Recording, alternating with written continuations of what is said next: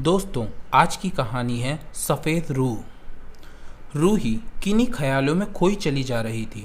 आज मीना, जो उसकी सहेली है, उसने बड़ी ही विचित्र बात बताई। क्या ऐसा सच में हो सकता है भला? कुछ देर पहले मीना: रूही, पता है, कल मेरे बाबूजी रेल से वापस घर आ रहे थे। चंदन घाटी से रेल गुजरने वाली थी। वही चंदन घाटी जहाँ प्रेत आत्माएं बसती हैं। रूही: प्रेत आत्माएं? वो क्या सच में होती हैं? मैं नहीं मानती। ऐसा भी कुछ होता है? भला आत्मा सिर्फ आत्मा होती है, प्रेत विरेत कुछ नहीं होता। मीना: होता है ना, जरूर होता है। अब तेरे मानने ना मानने से थोड़ा ही कुछ होता है। मेरी पूरी बात तो सुनना, फिर तय करना क्या सही है क्या झूठ है। रूही ने अपनी गर्दन हाँ में हिलाई तो मीना ने आगे कहा, हाँ तो ट्रेन चंदन घाटी के पास गुजरने वाली थी। सभी यात्रियों ने अपनी खिड़की बंद कर ली थी। तू तो जानती है, मेरे पिताजी इन सब पर विश्वास नहीं करते, सो उन्होंने अपनी खिड़की बंद नहीं करी। वे अपनी किताब पढ़ने में मसरूफ़ थे। तभी ट्रेन घाटी की सुरंग से गुजरने लगी। पल भर में ही ट्रेन में अंधेरा छा गया। अंधेरा कैसे छा गया? जब ट्रेन सुरंग से जाती है तो ट्रेन की सभी बत्तियां जल जाती हैं ना। कुछ भी बोलती है मुझे डराने के लिए। रूही ने तुरंत मीना को टोक दिया। हाँ, वही तो मैंने भी बिल्कुल यही कहा था जब पिताजी ने यह किस्सा सुनाया था। तब उन्होंने बताया कि सभी परेशान थे कि बत्ती अपने आप जली क्यों नहीं है, कि अचानक एक जोर का झटका लगा। एक दो पल के लिए सभी अस्त व्यस्त हो गया था। अंधेरा था तो कुछ दिखाई भी नहीं दे रहा था। फिर 2 पल बाद ट्रेन सुरंग से बाहर आ गई। ट्रेन की गति धीमी हो गई थी और धीरे धीरे ची ची ची ची करके रुक रही थी। क्यों रुक गई? तुम तो बता रही थी कि सभी डरते थे उस इलाके से। फिर ट्रेन क्यों रोक दी ड्राइवर ने? यही जानने के लिए कुछ यात्री उतरने लगे। इतने में पिताजी की नज़र अपनी किताब पर गई जो वो पढ़ रहे थे। वो गायब हो गई थी। झटके की वजह से गिर गई होगी, सीट के नीचे चली गई होगी। अरे सुन तो बाबा, ऐसा ही पिताजी ने भी सोचा था। तो वो इधर उधर नज़र घुमाने लगे। सीट के नीचे देखा, पीछे देखा, यहाँ तक कि खिड़की के बाहर भी देखा कि कहीं झटके से उछलकर बाहर तो नहीं गिर गई। वो गायब हो गई। गायब? सच्ची? हुआ तो क्या हुआ? एक किताब ही तो थी। गिर गई होगी, किसी के सामान के नीचे फंस गई होगी। इसमें इतना घबराने की क्या बात है? बात है, तभी तो बता रही हूँ। हाँ, तो जो यात्री उतर गए थे ट्रेन के रुकने का कारण जानने के लिए, वे इंजन तक पहुँच गए। ड्राइवर भी नीचे उतर चुका था और कुछ विस्मय से पटरी को देख रहा था।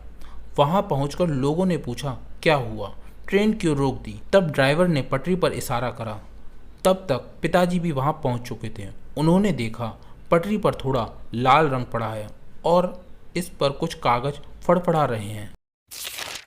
पास जाकर देखा तो वो कोई लाल रंग नहीं था, बल्कि ताज़ा खून था। सच्ची? खून की महक होती है ना, तो उसी से पहचाना। कोई जानवर कट गया होगा ट्रेन से ना। बेचारा जानवर। अरे नहीं, ट्रेन तो पहले ही रुक गई थी। कैसे कोई जानवर कटता? वहाँ कोई जानवर था ही नहीं। वहाँ ड्राइवर ने बताया कि उसने किसी को पटरी पर सोते देखा था दूर से, सो उसने ट्रेन रोक दी। लेकिन जब उतर कर देखा तो कोई नहीं था, बस खून था और पास में एक किताब थी। जानती हो वो किताब कौन सी थी? वही जो पिताजी पढ़ रहे थे। मीना ने अपनी आंखें बड़ी करते हुए आखिरी बात बताई। वही किताब थी? सच्ची? अब रूही की रूह कांपने लगी। चल रही हूँ, मैं घर जाती हूँ। पिताजी को अच्छा नहीं लग रहा है। जब से लौटे हैं बहकी बहकी बातें करने लगे हैं। डॉक्टर बाबू को बुलाने जा रही थी। मैं अंधेरा होने से पहले घर पहुंचना है मुझे। तो मीना तेजी से साइकिल के पैडल मारकर दवा खाने की ओर चली गई। रूही की जान हलक में आ गई थी। मीना फिर तो कोई कहानी नहीं बना रही थी। मीना की आदत है किससे कहानी गढ़ने की। वैसे भी वह बड़ी जीवित कहानियाँ सुनाती है। घबराकर रूही अपने घर की ओर चल दी।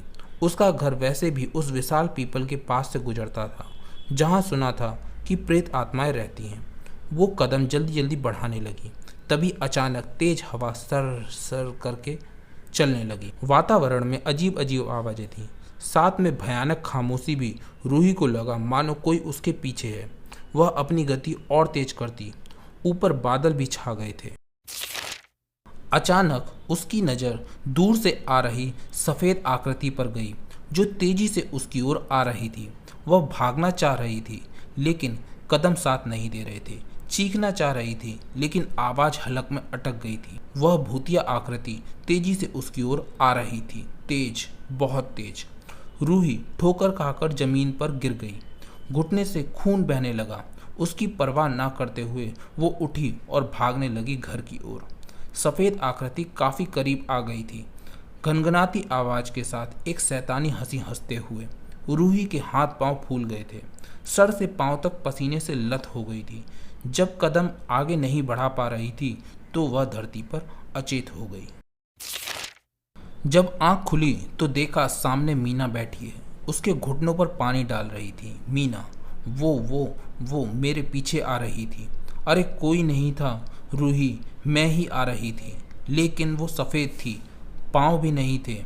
मैं ही थी, तुझे डरा रही थी। साइकिल पर सफ़ेद चादर ओढ़कर आ रही थी, कहकर मीना ज़ोर ज़ोर से खिलखिला के हंस दी।